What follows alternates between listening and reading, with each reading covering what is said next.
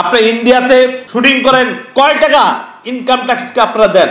কিভাবে করেন? একটা 5 স্টার হোটেলে 34 দিন থাকে 4-5 জন, সেই 34 দিনে 5 স্টার হোটেলের খরচ কত? খরচটা তো এমবিআরে দেন নাই। সেন্সারে ছবি জমা পড়ছে আজকে। সিনেমার পারমিশন কোথায়? শুটিং করার আগে পারমিশন কোথায়? শুটিং করার আগে পারমিশনই নেন নাই। মাথায় বলতে বোঝা যায়, এখানে মাথায় নাম বলতে গেলে সময় লাগবে, মাথাগুলো এখানে আছে। তেমন একটা ইচ্ছা নাই, কিন্তু 2-3 মিনিট কথা বলি। জাস্ট বাংলাদেশের ভিতরে কিছু শ্রেণী ছবি বানায়। আজকে একটা গোপন খবর আপনাদেরকে বলে দিই। তারা যখন বলে যে আমরা খুব সুন্দর ছবি বানাইছি, অথচ তারা হলে যা 50টা 60টা 70টা 100 150 200 টিকিট তারা নিজেরাই কেটে সেই টয়লেটে সেই টিকিট পাওয়া যায়। আমি ইকবাল সেটা পাইছি এবং সেটা অনেক ইউটিউবারদেরকে আমি দেখাইছি। তারা খুব বড় মানের ছবি বানায়, সিনেপ্লেক্সে এইভাবে ব্ল্যাকমেল করে। আমরা তো ওইভাবে ব্ল্যাকমেল করবো না। আমাদের ছবি দর্শক একটা হোক 2টা হোক, কিন্তু আমরা নিজের টাকাতে টিকিট কিনা কোনো দর্শককে আমরা ঢুকাবো না। এই অভ্যাস আমাদের নাই, এখানে কারো এই অভ্যাস নাই। ওনারা জেনুইন প্রডিউসার।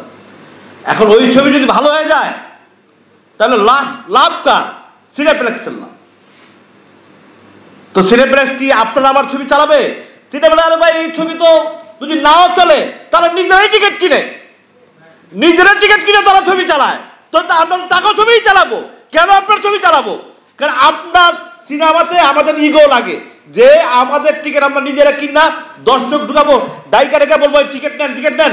এমন 100 ফোন আসে আমার কাছে যে ভাই ছবিটা রিলিজ করছি, আপনার জন্য কিন্তু টিকিট রাখছি। বেশি লাগে, সংখ্যা মাত্র 3-4-5 জন। বর্তমানে সিন্ডিকেটের 4-5 জনের কথাই বলতেছি। এই সিন্ডিকেট লাভবান হচ্ছে সিনেপ্লেক্সরা, এবং ওই টাকাগুলো তারা কই থেকে পায়?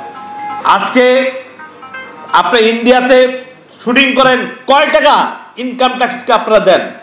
কিভাবে করেন? একটা 5 স্টার হোটেলে 34 দিন থাকে 4-5 জন, সেই 34 দিনে 5 স্টার হোটেলের খরচ কত?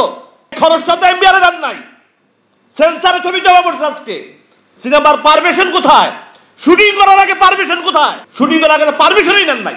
এগুলো কথা আমরা, ওই যে মাননীয় প্রধানমন্ত্রী বলছে যে আমরা অন্যকে কখনো সাপোর্ট দেবো না, আমরা অন্যকে আসলে কোনোদিন সাপোর্ট দেবো না। এই টাকা গভর্নমেন্টের আসতে হবে, না হলে এই চলচ্চিত্রটা কলঙ্ক হয়ে যাবে এবং শিক্ষা হবে। এই দেখা থেকে সবাই করবে।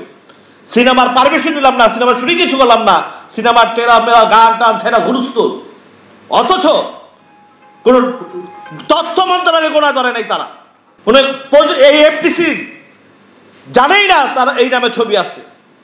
এগুলো আপনারা দেখেন। আমাদের ছবি আমরা ছবি বানাবো, কিন্তু আমরা নিজের পকেট কিনা বলবো না যে আমার ছবি সুপারহিট। এই কথা আমরা জীবন বলবো না। এই কথা যারা বলবে, ওই যে ইসমাইল ভাই একটা কথা বলে গেছে যে সিনেপ্লেক্সের ছবি চালাইতে 1 মাস ইন্টারভিউ দেওয়া লাগে। আসলে সত্য, একে ধরতে হয়। কারণ আমরা ইসমাইল ভাইয়ের টিকিট কিনা হলে দর্শক ঢুকাবো না। এই জিনিসগুলো আমি আপনাদের মাথায় দিয়ে রাখলাম। এখানে আরো অনেক বক্তব্য আছে, বক্তব্য দিবেন। আসসালামু আলাইকুম।